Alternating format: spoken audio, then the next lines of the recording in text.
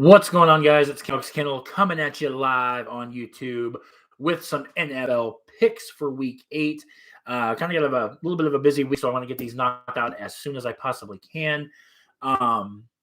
So last week, not so great last week. I actually took a handful of upset picks. Not one of them paid off. We ended up going 6-7 for the week. So that puts us at 70-37 for the season. Not terrible, but it could be a hell of a lot better.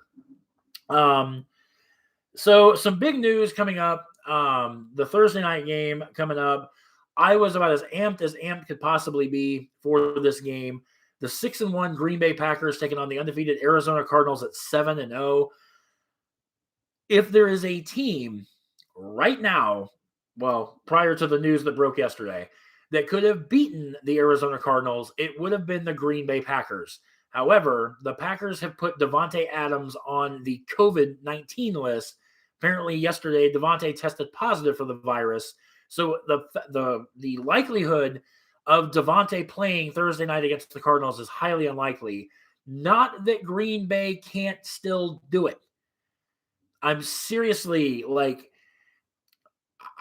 yesterday I was all in for Green Bay. Now it's like I'm literally on the fence because this is Green Bay's toughest test, for one.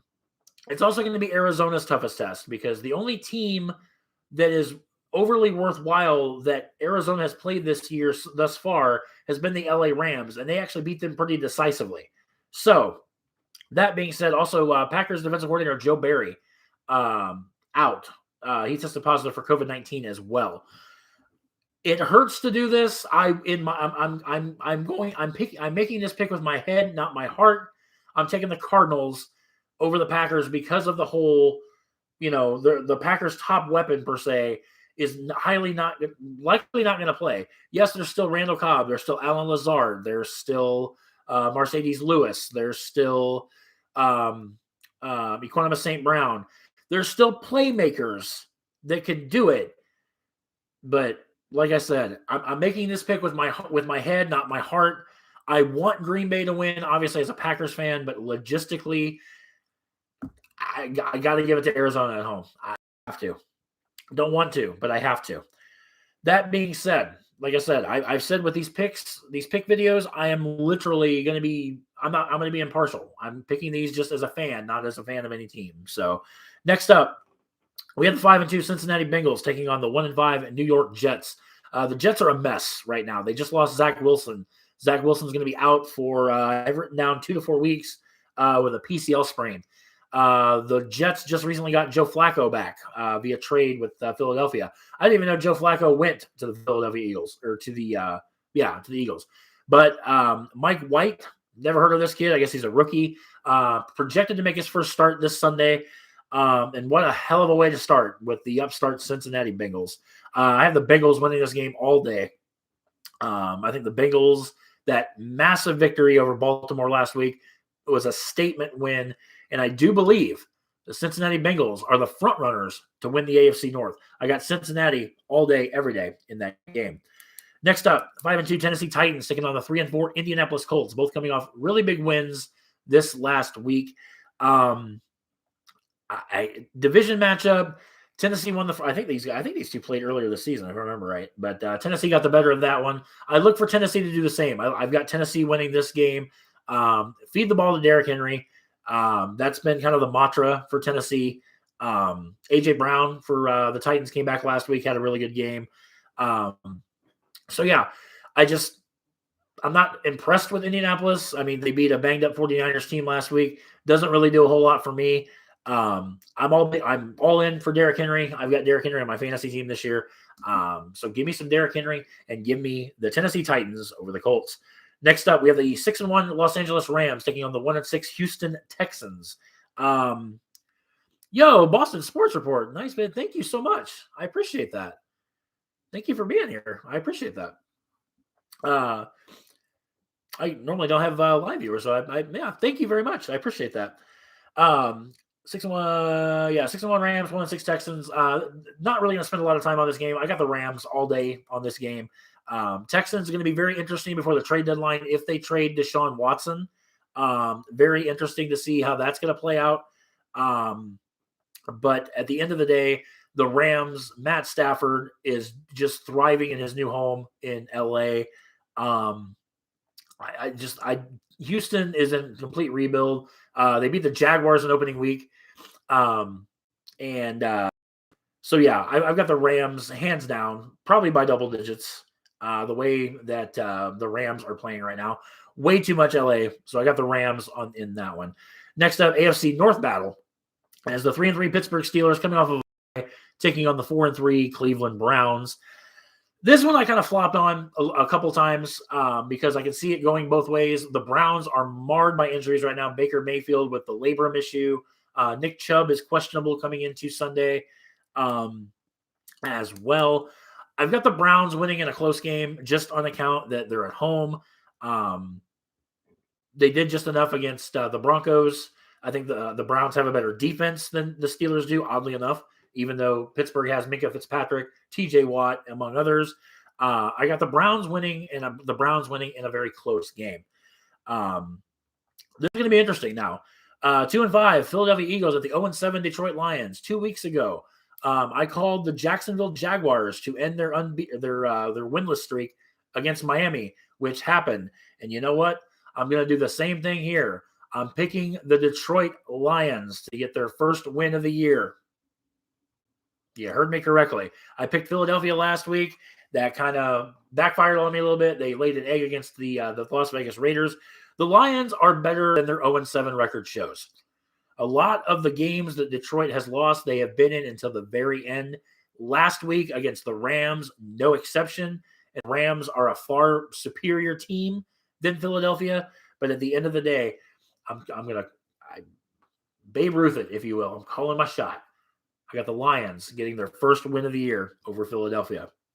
Next up, 2-4 San Francisco 49ers taking on the 3-4 Chicago Bears. This one's a toss-up as well. I'm giving the edge to San Francisco because the Bears look like absolute ass. Not gonna lie. Justin Fields last week against Tampa Bay was rushed, blitzed, sacked. He fumbled, threw a pick. The whole Bears offense looks very anemic right now. David Montgomery's still on the shelf. The Bears just don't have enough playmakers. The 49ers, they're bagged up with injuries as well. Not as bad as the Bears are. So I've got the 49ers going into Soldier Field picking up a W. And maybe that is just a little bit because I'm a Packers fan and I hate Chicago. Thoughts and prayers are with Coach Matt Nagy. Chicago Bears coach Matt Nagy did test positive for the coronavirus. So all kidding aside, yes, I hate the Bears, but as with somebody like myself, I've had COVID-19. I know what it feels like. It is. I don't wish it upon anybody. So to Coach Nagy, thoughts, prayers are with you. Hopefully, you can come out of this thing unscathed. So let's hope for that. Excuse me. Next up, 3-4 Carolina Panthers taking on the 3-3 Atlanta Falcons. This is, in my opinion, a tale of two teams going different directions. The Panthers started 3-0. Christian McCaffrey got hurt. They've been on a 4-game losing skid. The Falcons started off, stumbling and mumbling. Now they're starting to kind of, come back a little bit. I've got the Falcons winning this game at home. Last 2 weeks, I've doubted Atlanta, and they've come back and they've bitten my butt. So, again, that being said, I'm going to ride with the momentum, and I'm going to take the Falcons in this one.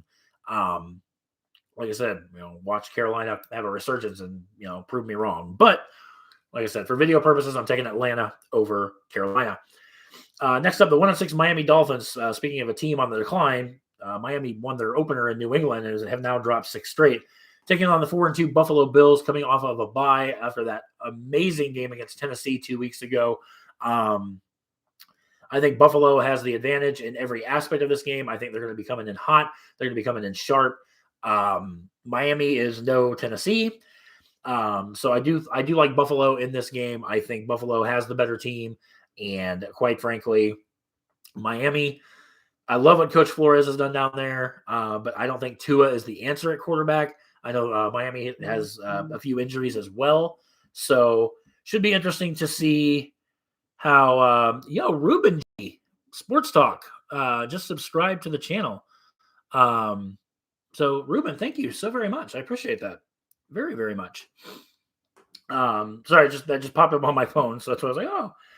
But I got Buffalo winning this game all day. Like I said, coming off a bye week, coming off that nail biter in Tennessee, I just think Buffalo is going to be out for to make a statement coming out of the bye week. So I got Buffalo all day in that game. Next up, the 3-4 New England Patriots taking on the 4-2 LA Chargers. The Chargers are another team. In my opinion, they're the odds-on favorite to win the AFC West, especially with the Chiefs kind of going into a free fall decline right now. So give me LA all day in this game. Chargers coming off of a bye week. They have an explosive team. Justin Herbert, unbelievable kid, young kid, his second year starting, but you couldn't tell that kid's playing. Justin Herbert's playing lights out football right now, and I think that's what you need to do. That's what you need to do for a game like this is you want to come out and make a statement, especially after the way that Buffalo lost. Ruben G says, nice picks. Thank you. I'm kind of going on a limb on a few of these, but like I said, for the season, I'm 70-37, so I'm not doing too terrible. So, but thank you for the sub, man. I really, really appreciate that. Next up, we have the 1-5 Jacksonville Jaguars taking on the 2-5 Seattle Seahawks. Seahawks lost the game last night. A game Seattle should have won, but their defense is putrid. Because they're playing the Jaguars, I'm going to give the nod to Seattle, being that they're at home. It was really cool to see Matt Hasselbeck get inducted into the Ring of Honor last night in Seattle. Very quickly, one of my favorite, Matt Hasselbeck, it actually came in a losing effort against the Packers in the playoffs a few years ago. I think it was 2003 in the wild card game up in Lambeau in the snow. The game went to overtime.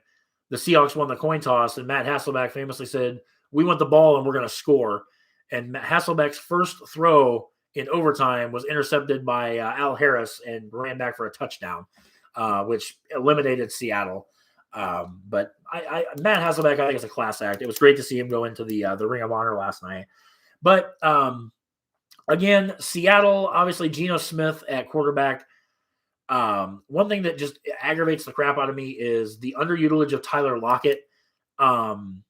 It's just, Geno Smith is all about run.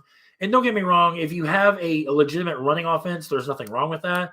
But you can't just be a running football team. You have to be a well-balanced football team.